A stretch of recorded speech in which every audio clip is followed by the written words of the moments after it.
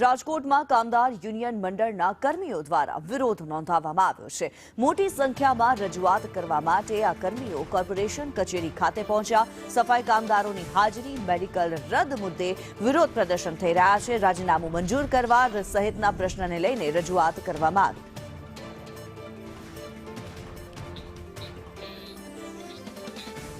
દિવેશ જોશી અમારી સાથે લાઈવ જોડાયેલા છે। દિવેશ, જે પ્રમાણે કામદાર યુનિયન મંડળના કર્મચારીઓ વિરોધ પ્રદર્શિત કરી રહ્યા છે, શા કારણે આ વિરોધ છે?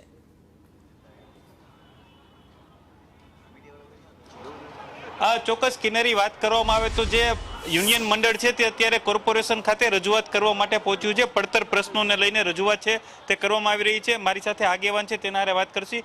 શું કહેશો પારસભાઈ, કયા મુખ્ય મુદ્દા છે તેને લઈને રજૂઆત કરવા માટે પહોંચ્યા છો? આપ મીડિયા મિત્રોડો છેલ્લા 3 વર્ષથી આપ સાક્ષી છો એ વાતના કે રાજકોટ કામદાર યુનિયન દ્વારા ખૂબ ડિસિપ્લિનમાં અનુશાસનમાં આ અમારી લડત છે એ ચાલુ થઈ છે। અમારી માંગણી એ હતી કે રાજકોટ મહાનગરપાલિકાના 7/3/2024ના રોજ 532 સફાઈ કામદારની ભરતી મંજૂર કરવામાં આવી હતી।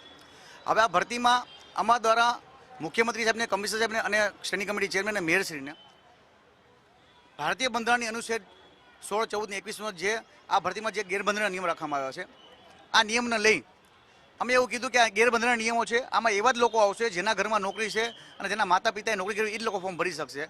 આ નિયમને હટાવવા માટે અમે લોકો છેલ્લા 3 વર્ષથી આંદોલન ચલાવી રહ્યા છીએ। ત્યારે આ બાબતે અમે લેખિત પણ પુરાવા આપ્યા કે આમાં ભ્રષ્ટાચારના કૌભાંડો થયા છે, આ ભરતીમાં પૈસા લેવાના છે, 5-5 લાખ રૂપિયાના વહીવટ થયા છે। છતાં પણ રાજકોટ મહાનગરપાલિકાને આ ભરતીમાં એટલો બધો રસ શું કામ છે એ કૌભાંડી અધિકારીઓને આ બાબતની બરાબરની ખબર છે।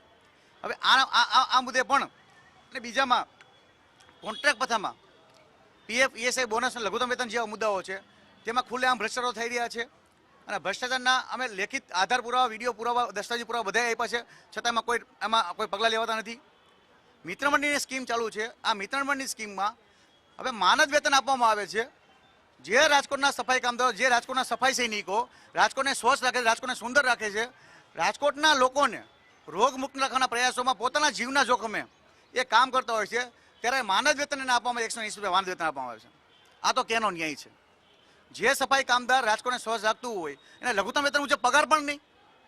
અમારી એ પણ માંગણી છે કે રાજકોટ મહાનગરપાલિકામાં જે મિત્રમંડળ સ્કીમ ચાલુ છે તેમાં લઘુત્તમ વેતન મુજબ પગાર આપવામાં, પીએફ, ઈએસઆઈ, બોનસ આપવામાં, 4 કલાકની જગ્યાએ 8 કલાકની કામગીરી